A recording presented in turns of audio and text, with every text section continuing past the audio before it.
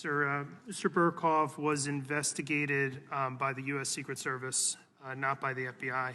I don't know specifics. What I do know is that there was no swap or concession, and it's my understanding that his release... So we didn't get anything for it? Sir, to the best of my knowledge, there were no swap or concessions.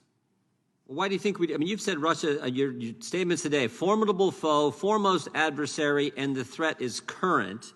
Mr. Burkhoff has been described as an asset of supreme importance, one of the most connected, skilled, malicious hackers ever apprehended by U.S. authorities, and you don't know why we let him go? No, sir, it's a Department of Justice question. But you're the director of cyber at the FBI in the Department of Justice. It's part of the Department of Justice, right?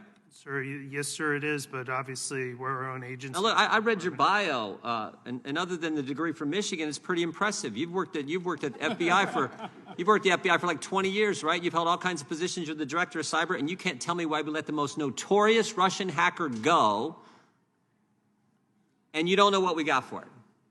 No, sir. Were you consulted? It's not an FBI investigation. But you're the cyber man. Just Mr. Gates just talked about you're the key guy. You're the guy the administration sent here today to talk about cyber in lieu of in light of the fact that last week President Biden said the threat from Russia is imminent. You've confirmed that today. You said it is current, is as we speak, and you can't answer if it was a good idea or not, whether you were consulted? Sir, I don't actually no, to your question, I was not consulted. You were not consulted. Okay. You think it was a good idea?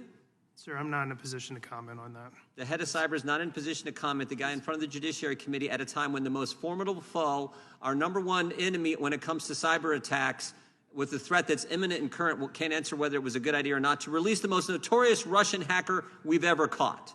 Sir, it was a Department of Justice decision through the U.S. courts process, right? I would refer all the questions on Mr. Burkhoff. Mr. Bornger, why did you come? So far today, you've not been able to answer questions about Pegasus. You can't answer questions about sensitive investigative matters. Mr. Gates just went through the whole thing on Hunter Biden's laptop. You couldn't answer any questions about that.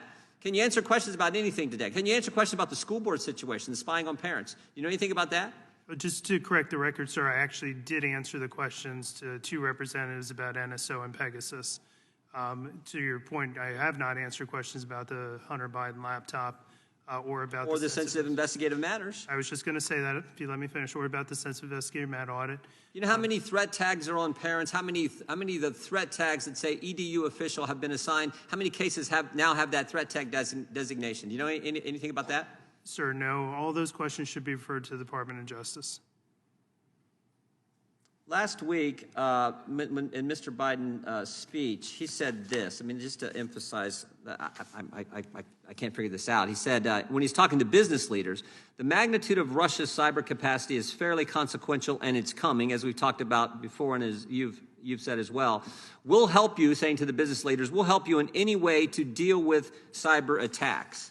Do you think it helps the businesses who the president is asking to do everything you can to shore up your systems? Do you think it helps to release the most notorious Russian hacker we've ever apprehended? Sir, I'm not going to answer any questions about Mr. Burkhoff's Secret Service case. As I said, the decision was made, through my understanding, through the ordinary course of action by the U.S. courts. Well, you've agreed to give us briefings on other issues. Do you think there's someone at the FBI who can brief us on the Burkhoff situation? Probably not, because it's not our case. Do you think there's a chance Mr. Burkhoff's name was on the Hunter Biden laptop? Sir, I have no idea. No idea. And that says it all. That says it all, because we want someone in front of the committee, as Mr. Gates alluded to earlier. We want someone who can answer these questions about our constituents come up to me and talk to me about the school board situation. They come up and talk to me about the Hunter Biden laptop. They talk about all this. They're concerned with the fact that we had an FBI that has abused the FISA process. Looks like they've abused this sensitive investigative matter process. We've sent letters on it not to get a response. And by the way, we did send a letter to the Biden administration on the Burkhoff situation, ask them to respond by 5 o'clock yesterday. Got no response from them, and then the guy we send today, or the guy comes in front of the committee today, can't answer any questions about that either. Seems to me that'd be the most important question that we'd want the witness, Mr. Chairman, to be able to answer, is the whole, why did the United States of America let go Alexei Burkhoff? Why did we release him, put him on a plane back to Moscow when this is the biggest cyber threat we face is from Russia?